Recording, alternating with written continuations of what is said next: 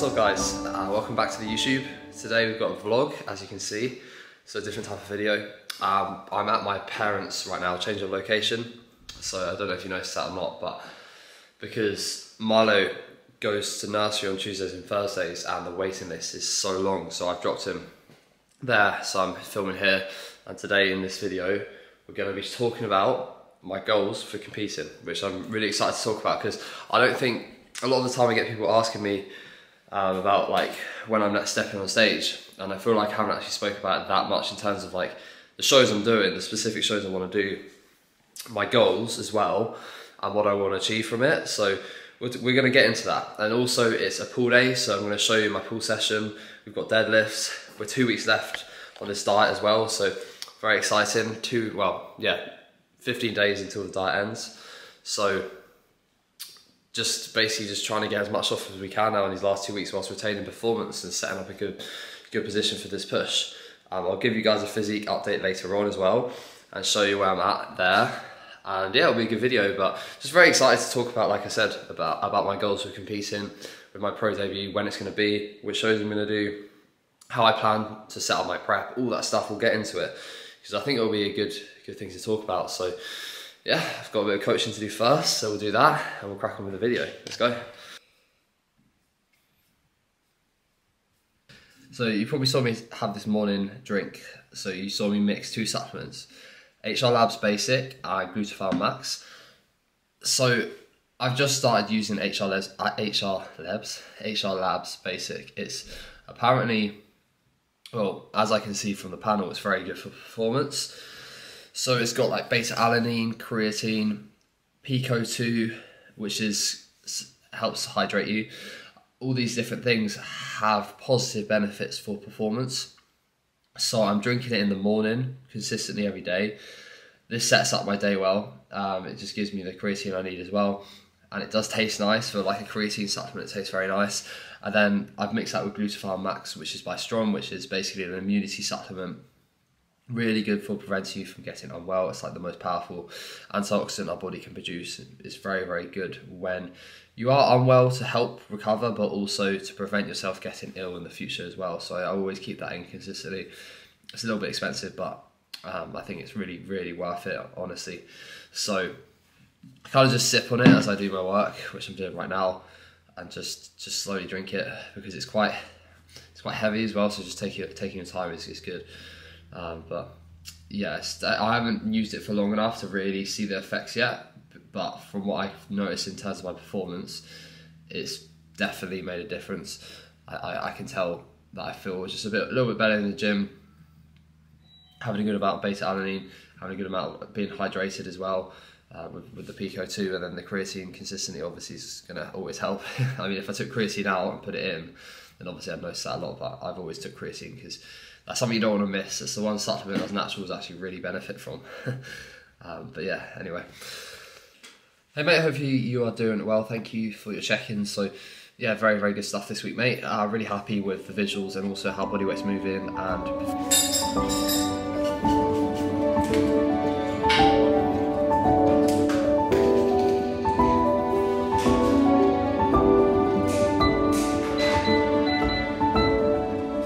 Pre-workout meal.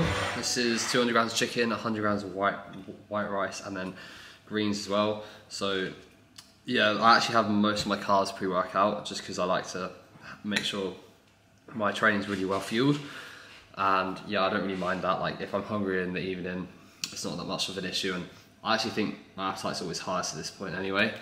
So yeah, and 2 grams of salt as well. It's important to say because sodium is very important as well.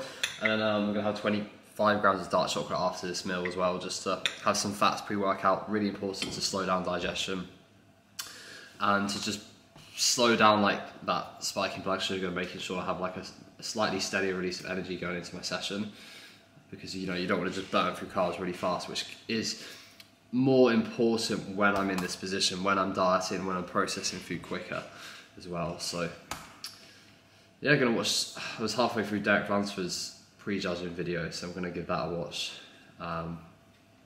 because yeah, definitely a fan of Derek. Thought he looked crazy. A lot of people are hating on Derek because Hadi won, and like, yeah, it was close. I thought Hadi looked amazing as well. I think Hadi could have won for sure. He did win a lot of the front shots, but then Derek I had winning the side shots and the back shots. So, and he was like overall I think just a little bit sharper, but yeah, it was close. You know, all these people were saying how close it was, and afterwards everyone complained. It's just like, well, you just said it could go any way, and then all these people are now complaining. It's like, So, the Olympia is the fans of the Olympia, some of them are very toxic, but yeah, maybe that's a silver lining of natural bodybuilding not being that big. Is that I don't have to put up with people putting stupid comments on things, not knowing what they're talking about and stuff. So, but yeah, I'm gonna watch this now and eat. I gotta go check his hair. I gotta go make sure his hair looks perfect for the stage. So about to head to the gym now. Just gonna show you the pre-workout I'm using today, Envy Pre. Definitely my favourite pre-workout, 100%. Every time I stop using it and I go back to it, it's just, I notice the differences, it's so good. But there is one thing about this pre-workout, is that it has this supplement, this ingredient called I'm not even going to try to pronounce it, but DMA basically, and it's banned within 2 weeks from a show, so you can't be taking this on prep. It's not really worth it. Like, you can't be taking it close to a show. Also, I noticed like if you take this and then you take it a lot, you don't really get the effects as much. So I suggest getting a few pre-workouts and alternating and using this on the days you want to get after it. I've got deadlifts today, so that's why I'm using it. So yeah, made this. Let's go. Time to train pool. Let's do it. What's up, guys? Another voiceover from myself. So yeah, I'm quite enjoying doing these, and I think it adds a bit more to watching the training clips, like me talking about over things. I actually need to get some mics when I'm filming myself, so I can kind of talk whilst I train. I think that would be good, but equally it's quite good to kind of reflect a bit later on and look at the session back. I quite enjoy watching it whilst commenting on it. So yeah, hopefully you enjoy the commentaries. Probably will keep them coming. So yeah, a really good pull session, and yeah, very happy because this is the second last rotation before I get out of a deficit and get a bit more oomph in you know, hitting my deadlifts and stuff. So yeah, 220 has stayed on the bar for the last few weeks, which is amazing. Well, actually maybe 4 rotations now. I backed off a little bit. I did 230 for like maybe 6, and I thought, you know what, this is regressing. I slowed down the eccentrics massively, and ever since it's retained. So it just shows you what you need to do in a diet, you know, a bit more, just be a bit more smart ultimately, and you'll get more out of it. Yes, it might feel a bit monotonous doing the same things over and over again. That's the one thing I struggle with, but yeah, it's worked. And you can see with this set, like 220 for 6, good negative control, like slow, light touch. I mean, it's not like super light, but it's not like how I used to do it. So yeah, I'm happy with that. Just ultimately as well, like taking your time, it just allows you to brace better, and that matters so much in a deadlift. So if you rush the process and you don't get your brace on point, you can actually create less output. So yeah, 6 reps there, that I was very happy with.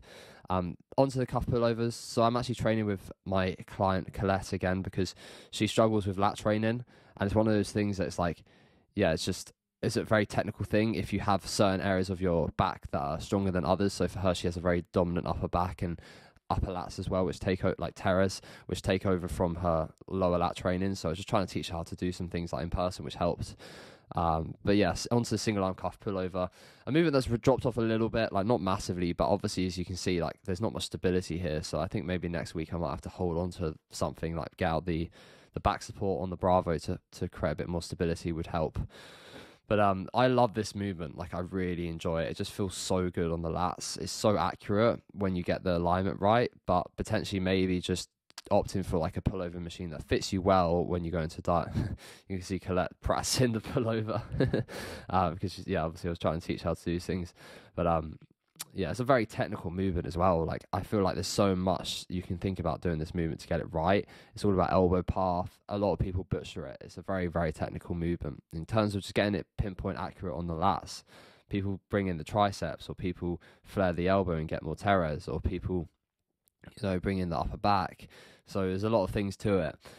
Onto this modified chest supported upper back row. Why am I doing this? Well, every other upper back row in this gym, they're good, but they kind of move down in the short, which is not what you want for the upper back.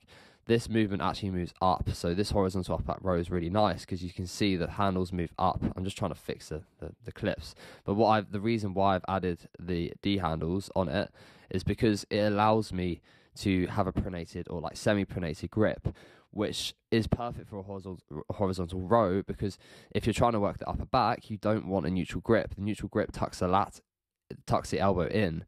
This keeps the elbow out.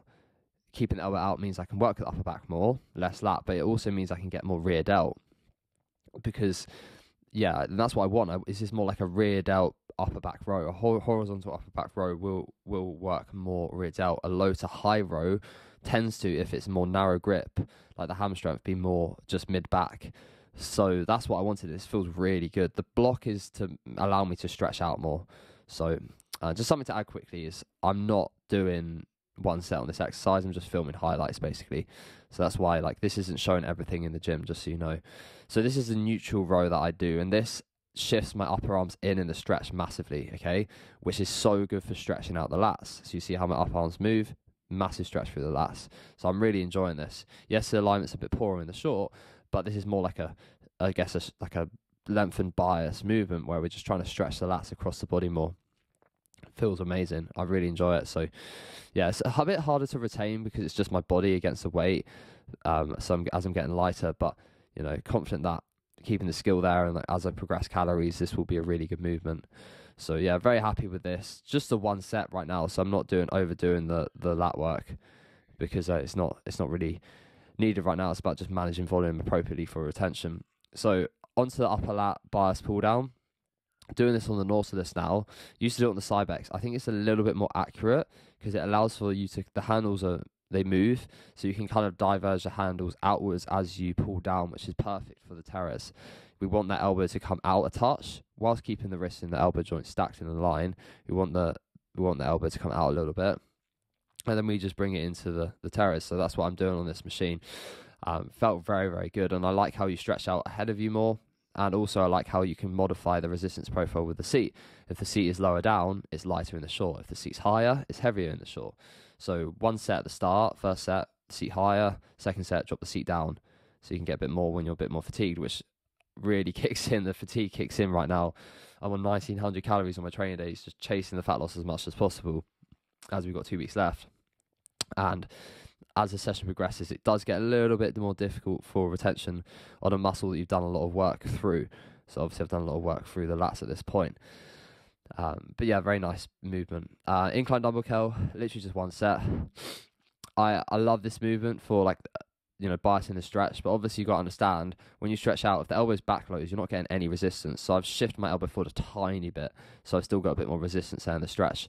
And then as I curl, I'm trying to keep my elbow back, but I let it come forward a little bit just so I can get a bit more tension there, a bit more of a challenge. And yes, it will work the short head a bit more as well. It's a great movement for the whole bicep, to be honest, but I think something that if you've got a weaker long head, this is probably a better movement to opt for. So just one set on this. And this is retained throughout as well, because I've been doing such low volume. Really, really happy with that. And yeah, it's cool to see a bit more detail on the arms now come through. But very flat here right now. Like I'm on very low food, but it's equally at the same point, I'm not that lean. Like I'm lean, but I'm comparing to prep, right? I'm comparing it to that, and I'm not as like shredded. So when you walk around flat and not shredded, it's a bit demoralizing. So I'm excited for the reverse. Things will probably look a little bit better. So second last movement, overhead bicep curl. Best bicep machine I've ever used, and this Nautilus, absolutely amazing for the short head. So good and so accurate on the short head. So yeah, big fan of this movement. And yeah, it is a really nice movement. Yeah, what I kind of do is I do that one set on the incline dumbbell curl, and then I do 2 sets on the overhead bicep curl, because it's a bit more stable, so the ability to retain it is a bit better. Here's Charlie and Otis just waffling to me whilst I'm trying to do my set. No, I'm joking, but yeah, Charlie's still rocking the sliders in the gym. I know George Osborne hates that look. I've actually stopped doing it because I've got the Metcons now, which I really like actually. Metcons I would definitely advise. Very, very stable shoes, very comfy, good for squatting in. But yeah, so yeah, pretty much like that's obviously a wrap for this session. I think after this we've got the rear delts. And yeah, I think right now it's just like closing on this diet, making sure I retain things, setting up a good position to grow from after this. So that's what I want. I want to make sure I can start the growing phase in a really, really strong position, because that will be so for as you know, I love training. If you follow my YouTube, I love to train, I love to get strong, and that excites me knowing I'm in a good position, basically. And obviously, we know what that does for muscle retention, and how much muscle I'm carrying as well, because I need more muscle. I need to keep going. I watched the Natural Olympia Pro class yesterday, and standard was crazy. So yeah, it's just kind of reminding me what work needs to be done ultimately, and we won't stop after this starter. We just get back to it, just get growing as much as we can. I'm not going to get ahead of myself and think I want to prep yet. It's very easy to do that, and then you do it, and then you don't place, and then you think, oh, I need more muscle. So, but yeah, thanks for watching, guys. And this is the closing. I'm lost again. I don't wanna run from all of this. I'm bulletproof, nothing to lose.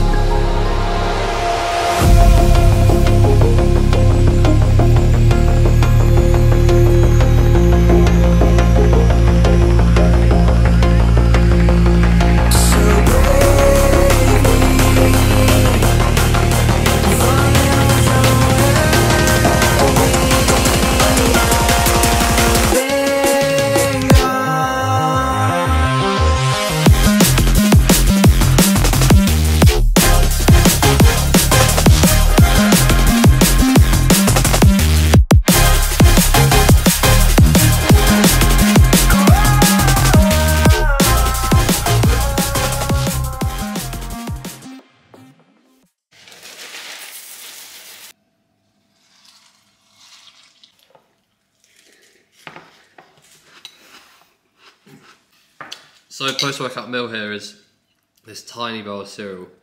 Usually I have at least 100 grams, but this is 50 grams. I've downgraded the size of the bowl, so it makes it look like it's bigger. But yeah, that's all I'm having. So like I said earlier, I have most of my carbs before I train, but I don't really mind. Like, I'm a bit hungry after this meal, but as it gets later in the evening, I can kind of deal with hunger a bit better. So I just thought I'd have more food going into my training. And it's just Rice Krispies because they digest so easily, which is exactly what you want post-workout. Just low fat, high carbohydrates, easy digesting. Got almond unsweetened milk with it, which is literally so low in calories. I think it's like 1 gram of fat per 100 milliliters and like 0 carbs. So if you don't like having whey in your cereal, you can do that because it's like no calories. So yeah, this is probably going to go down very quick. So we're going to get to the main part of the video now. Obviously, you've watched most of the video, so yeah, I kind of thought I'd just say this for the end, basically, where we just chat about my goals in 2025. Because, yeah, I haven't actually spoke about it that much. Like, obviously, I've said, like, 2025, that's a pro debut, but what shows am I doing? What do I want to achieve? It's my first pro debut, so, yeah, like, we knew when I stepped on stage that we saw the pro class, we knew what I needed, okay? I could have turned up the next day and competed as a pro, but I didn't want to. I wanted my debut to be when I can be very competitive. Back then I looked at the class and I knew like, I need more tissue, but also just maturity in areas so I can bring like a really different condition next time. So, I needed more glute, more side leg, more lats, just some gaps needed to be filled, and I wanted to make sure I gave absolutely everything to achieving that before I come back. And I know for a fact when you're a natural, 2 years is a lot more effective than 1 year to really build your physique. It just simply is, and this has shown me that recently because I'm dieting down, and whilst I'm very happy with the improvements I've made, I know I still need more. I'm not happy with, like, if I was to step on stage now as pro, I wouldn't be happy. I need more for what I'm pitching in my head and what I want, and I know one more year will get me there. So 2025, when will we compete? So funnily enough, it will actually probably be a very similar prep to last time, but with the reassurance that I can go straight to the pro show I want to do. Last season I had to qualify, and then when you qualify, you then do the British finals afterwards. I don't have to do that anymore, which is great because it means that you kind of have to bring like a good level of conditioning for the qualifier, and then retain it kind of, and then go, and then chase fat loss maybe a little bit more into the finals, all this stuff. Now I can just focus on bringing the condition I need for that first show. So, which will probably be the UK DFBA finals. Hopefully it has a pro class, it usually does. So that's what I'll be planning to do as the first show. So mid-October, so prep will be starting end of March. And then after that, I'll probably do the Natural Universe. It depends where it's held and so on, like, you know, if I want to do it or not. Like, it depends what the exact show is, but probably that. And then 2 weeks later, I'll do the Natural Olympia. So it'll be very similar to prep to last time, which I'm excited for. It'll be good. In terms of what I want to achieve going into these classes, I want to win a show. Like, I do want to win a show, okay? I really want to get like a win under my belt in a pro class. Now, I'm not going in there saying like I expect to win or I'm coming for the win and that, because equally I'll be very happy with top 3. You know, a lot of these pros are going to be in their mid-30s. I'm 25, okay? Time is the essence of natural bodybuilding, so I know that. And, you know, whilst I think it's important to have a very good amount of self-belief, you've got to be realistic in bodybuilding. You know, when you say, oh, you're coming for everything, or I'm coming for all the trophies, all this stuff, I think it's kind of a bit like you kind of just fail to recognise what bodybuilding is when you say stuff like that. And simply what bodybuilding is and how it is like you can't control who's going to turn up. And there's 7 billion people in the world, or maybe a bit more than that. But, you know, there's a lot of people in the world, and there's a lot of bodybuilders out there, maybe some that haven't unlocked their potential, but there's a lot of people, okay, and someone could just rock up that you haven't heard of. And, you know, so yeah, have that belief, but be realistic. So top 3 I'll be happy with, but I want to win a show. Natural Olympia at that level, top 3 for sure. But we'll see, you know, maybe when after the next push, I'll have a better idea of what we're bringing. In terms of the prep itself, like what will we want to achieve through that prep compared to last time is just a smoother prep, not needing to put off as much body weight, being able to bring a leaner look, more body fat off, but also through having more muscularity in certain areas, being able to bring the conditioning I want this time. Whilst I was happy with the conditioning last time, 100%, I just know when you compare it to some of the pros, when you even compare it to my client Richard, like there is a level of conditioning that I need to hang with people like that. So that means I started prep at 87 kilos last time. This time I'm going to start prep at 84 kilos. After a 2-year off season, I'm starting prep 3 kilos lighter. And I think that says a lot. It says a lot about what you need to do to achieve conditioning. Give yourself time. You know, a 10 kilo prep is a very smooth prep. That's what I want to achieve.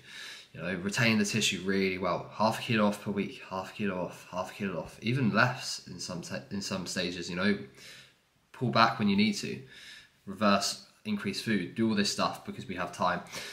And being that fresh through getting that lean will allow me to bring that conditioning I want. We're going there with the plan in our head that I'll be on stage the same weight as last time, because then, you know, if I step on stage heavier, great, but at least we didn't plan for that, so it would have only been achieved easier, right? Whereas if you go in and you're going to say, oh, I'm going to be 2 kilos heavier because I put on muscle, you're running the risk that you might get that wrong. Natural bodybuilding is slow in terms of actually adding like differences to scale weight, to like, in terms of body weight.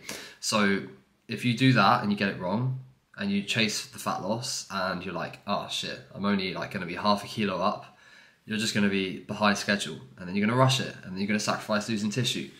You might not step on stage in the condition you want. So yeah, that's the plan. And yeah, we are coming to win a show, 100%. You've got to say that, and I really believe I can. But equally, I would be happy coming off stage being top 3 in a pro class. Like that would be amazing for where I'm at my age and so on. And I know there's a long future ahead here. After these shows, it'll be back to the drawing board, doing again what I've done now, and it's just rinsing and repeating, you know. So yeah, that's the plan. 2025. Until then, the rest of this year is grow. 2 more weeks of dieting, and we're getting back to growing, which is good because I'm tired of being flat. If you saw those shots, you probably like I'm very flat there, and it's annoying because you're flat, but you're also not like super pilled like prep, so it doesn't look as good. So yeah, bring on the food. But yeah, thanks for watching, guys. Hopefully you enjoyed this video.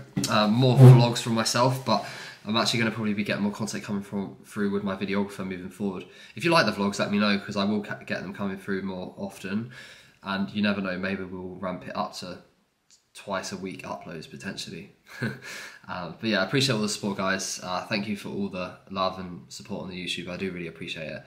You know, it's grown really well so far, and yeah, I'm very happy with how well it's done, and that's down to you guys, you know, still turning up every single week for the videos and showing that consistent support. It is really appreciated. So like and subscribe, all the usual stuff, and yeah, thank you for watching, guys, and I will see you soon. See you in the next video.